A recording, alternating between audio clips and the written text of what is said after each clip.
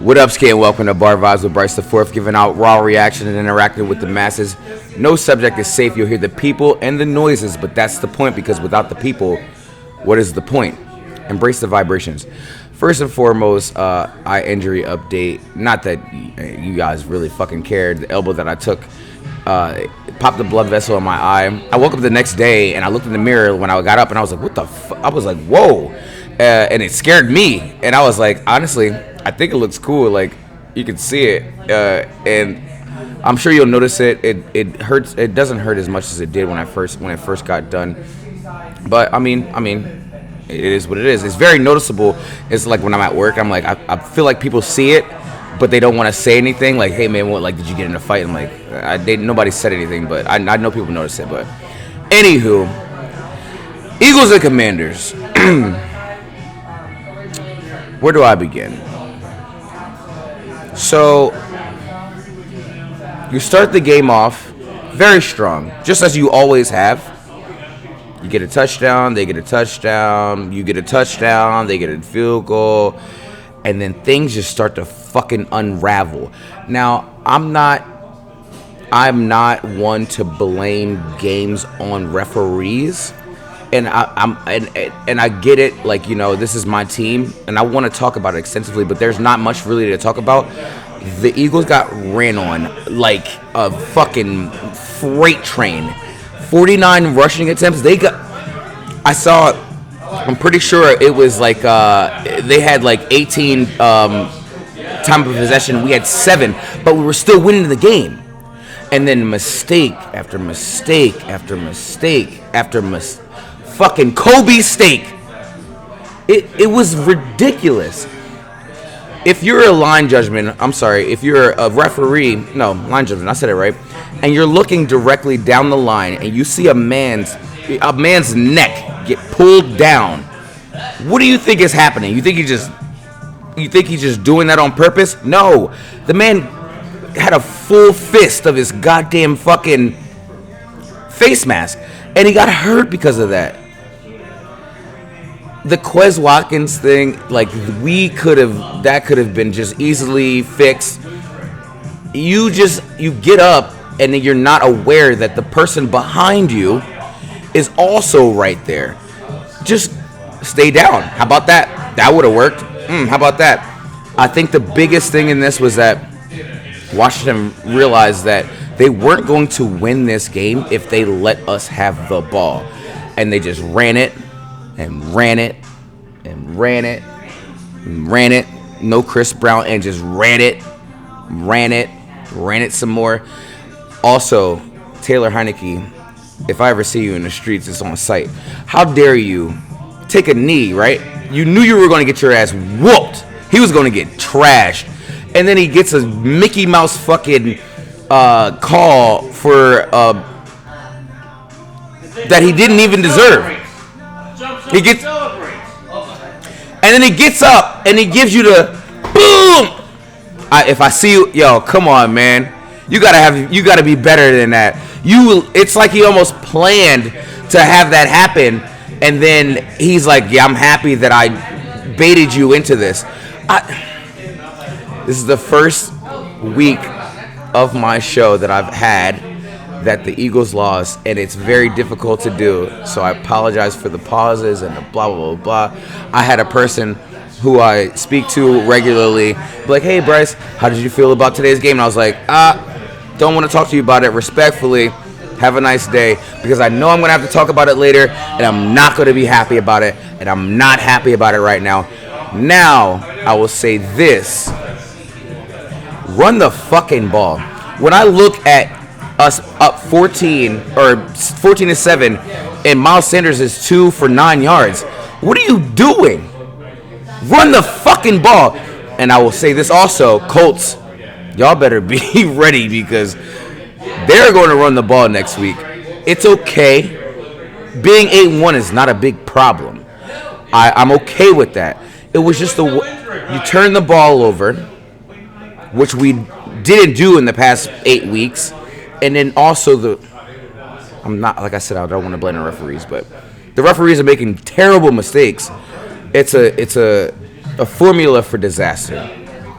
I didn't even write any of this shit down. I just wanted to I just needed to get this out of it. I haven't if you know me, I don't talk about losses after right after the game, but I had to do it today because I'm dedicated to giving you guys content. But damn, come on, man! And then they do the fucking touchdown with the lateral at the end. Come on, man. Listen, this was a good moment. I like how the players. I like how BG took accountability for saying that he shouldn't have done what he did, and then AJ Brown just smiling through it. Come on, man. That whole 17-0 shit is done. Slay did the same thing. I'm not worried about it. It's just the fact that it came at a divisional game on a Monday night where they're going to talk about this shit until Wednesday, even Thursday, until the next game comes. Listen, we're good. 8-1. We're fine. This is a teaching point. We're all right. And you know what? Give the Commanders their flowers. They ran the ball, kept the ball, made sure that we weren't on the field. Happy belated, and I already said happy born day to Slim Batman, my guy Devontae Smith. I always wear his shirt underneath my AJ Brown. But hey, you gotta. They're going to lose at some point, and then that is what it is. So either way, let's go Birds. If the Eagles didn't play this week, I would have talked about this specific game, no question.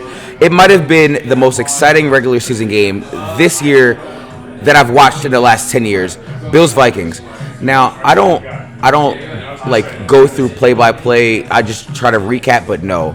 This game was ridiculous. It had everything. It had a big play touchdowns, back-breaking turnovers, late-game heroics, comebacks, clutch plays at the right time for both teams on both sides of the ball, defense and offense. The Vikings just had the last laugh. The Bills had a commanding 2-score lead in the half. Thought they might run away with it, and the Vikings was like, slow your roll, player. And then they come out in the second half, and then they find out that Kirk Cousins is fucking colorblind. This man looked to the left, saw a person, and was like, yeah, I'm going to throw it to you. Yeah, Kirk, you guys wear purple, and they are blue. And he threw it directly to him. The Bills then started to let up a little. Credit to the Vikings for not abandoning the run when they were down 17. My favorite running back in the league. Sorry, Miles. Dow Cook. That's my guy. He bit off that fucking 70-yard run. And then this was a game where both teams loved going for it on fourth down. And it bit the Bills in the red zone because he loves being, Josh Allen, loves being a hero. And he just threw it, Pat Pete, Hall of Famer, pick, done. And then, of course, the Vikings drive. And he does it. I think that Josh Allen realized that he doesn't need to tackle the person who gets a pick off of him because you're going to get fucking hurt. So then the Vikings drive, and then they convert a fourth down and score, but then they miss the extra point. So now it's a 4-point game versus a 3-point game, which it changes things if you're driving, trying to at least take it into overtime. The Vikings get a stop. They get the ball back. I will say this, and yes, A.J. Brown, you're my guy, but the best receiver in the game right now is J.J. And he had that catch where he's holding it and waiting for the defender to let it go. I don't know how he kept it off the ground. Like, go on YouTube, look it up. I'm working on it. Like, put these clips in. It was crazy how he was able to hold the ball, and it was a catch of his life. It's a 4th and 18. I know a lot of people were like, Odell had the great. No, bro. In the circumstances, this is still top 3. I don't even want to hear it. So then he catches another touchdown, called down at the 1. Dalvin Cook on 4th and goal had a walk-in touchdown, and he dropped it. He was so focused on walking it in that he wasn't worried about catching the football. So, okay, all right, bet. They get closer, and then they get a QB sneak, and the Bills stopped him. Game over, right? Wrong. Josh Allen, yet again, back-breaking turnover on the 1-yard line. The Vikings recover, and they go up 3. No clue how any fan of either team are even be able to breathe right now. This is like the game is getting ridiculous. So finally, the game is over. No. Josh Allen gets the ball, 41 seconds. They get a field goal at the end, and then Gabe Davis made a catch where they didn't challenge it. It easily hit the fucking ground. They did not challenge it, so now they kick a field goal. It's 33rd tie, OT. Vikings get the ball first. Justin Jefferson, gritty it out, shows up yet again with the catch on the 1-yard line. No, I think it was a 2-yard line. And then Dalvin gets stopped. Von Miller shows up with a big sack to prevent them from going for a touchdown. They kick a field goal, 33-30. Bills have a chance to tie or just win with the touchdown. They drive down the field. Josh Allen just decides, like, fuck it, I'm just going to be that guy. He's just running it all over the place. Bulldozing defenders, hurting people, yada, yada, yada. Then he gets into the red zone, and what happens? Patrick Peterson with another goddamn motherfucking interception. If you watched the game, this was one of the greatest games I've ever watched personally. Like, if the Eagles were on, obviously I would have been watching them, but it would have been hard to, like, not look away. It was a really fucking good game. But I digress. Cowboys-Packers. I'm sorry. Tony Pollard is showing that they don't necessarily need Zeke. I mean, he was running all over the place. And Aaron Rodgers, he lit it up. Christian Watson, he had 3 touchdowns. And he's got a deep threat. Mistake-free football for Aaron Rodgers. Aaron Jones, the other Aaron on the team, 5 yards to carry. He had 139 yards. This is a formula. This is how you get it done. You run the ball, and then you put the ball in your Hall of Fame quarterback's hands. Mike McCarthy has to be so mad that he lost to Rodgers. I heard a story that they had a heart-to-heart before the game. This man's walking around. First of all, that's not your priority. You don't need to go talk to this man. For what? Also, didn't see Micah Parsons have a huge impact in this game. Dak was just throwing pick after pick. If they did have OBJ, I could understand how this offense could be better. But I don't want to see that happen. Very, very short. Cowboys lost. Chargers-Niners. Chargers came out very hot on the first drive. Justin Herbert looked like a goddamn beast. It was like, maybe 5 plays, and then they just disappeared. They ghosted the entire game. The Niners coach loves Christian McCaffrey. He puts him in motion. He puts him on the right, makes him go to the left. I don't understand why this is a priority. I get it. He is Christian McCaffrey. We understand what he does, but you can't revolve your offense around him when you got Debo and when you got, players that can make an impact on the game. And in the second half, the Niners just ran it some more. Justin Herbert is he's disappointing me a lot. His turnovers are terrible. I don't know if people understand this, but he's never in his career been over 500 ever. Random things. If you watch the highlights, Debo will be dragging people. Like if they hold on to his ankle, he's like, bro, that doesn't mean anything. Also, they got the Chargers got Dicker the kicker. Eagles had him, and he was like the NFC Special Teams Player of the Year. He's featured in the hallway, forever featured. The 6 points win sucks for a lot of people's bets because they were 6.5. So hate to see it. The Germany game for Seahawks-Bucks. I forgot that it was on until I got an update for the score, and I was like, oh shit, there is a football game on right now. Tom Brady continues to be undefeated post-divorce. He looked very good in most of the game. It looked like he was very comfortable. The Seahawks were very much so in the game. They just couldn't capitalize in the red zone. And then once Tampa Bay went up 21-3, it was panic mode. Geno's fumble in the red zone, I think, just turned this game over immediately. It was a game changer. They could have gotten at least 3, which would have changed it when they were up 23 or 21 when Tampa Bay was up 21-6.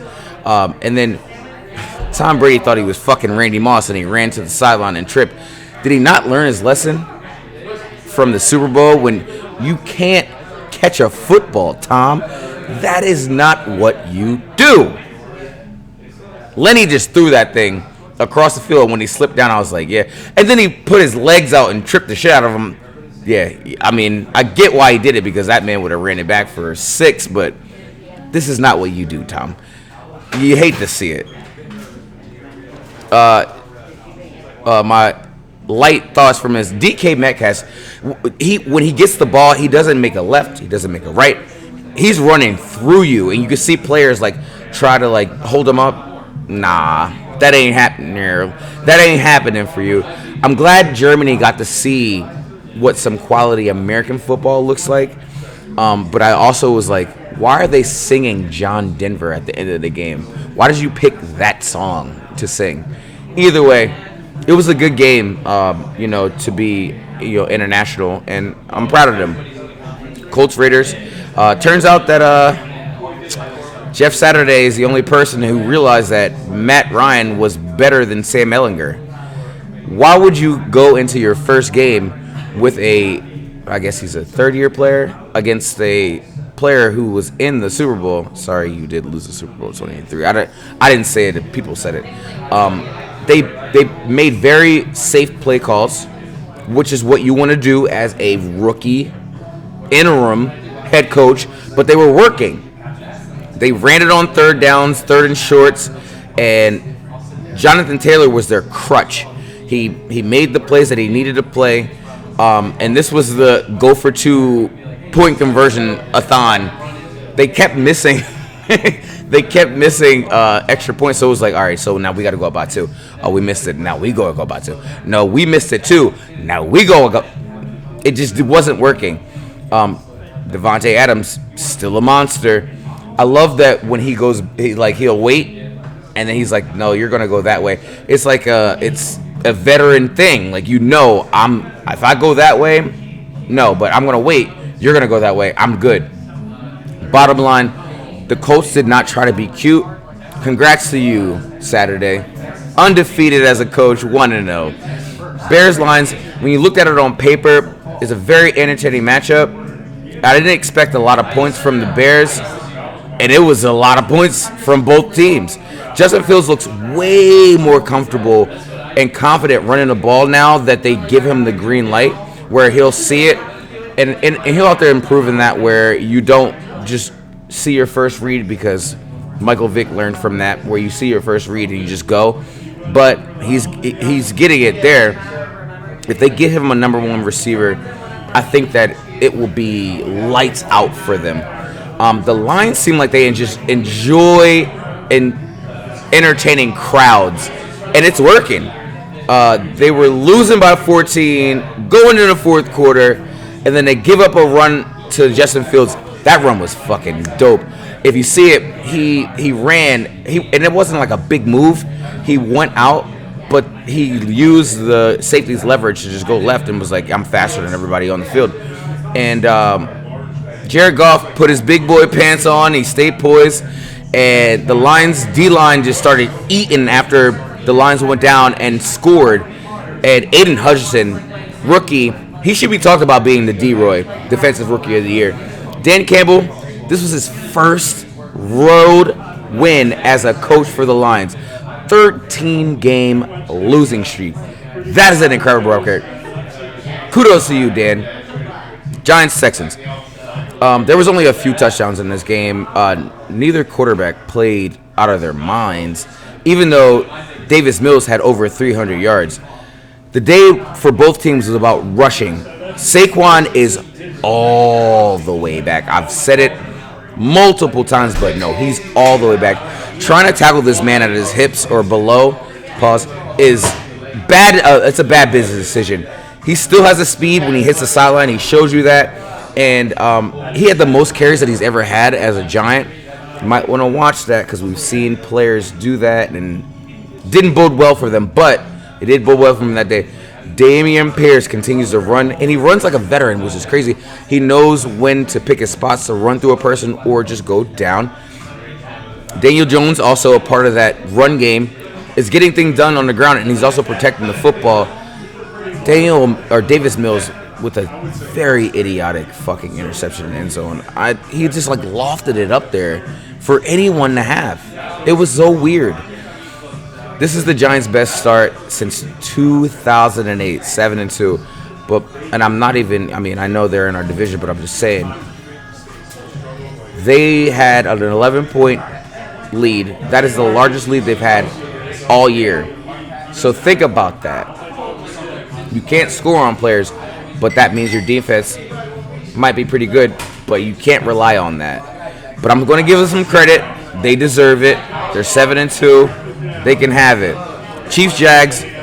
The Jags come out with an onside kick, which they got.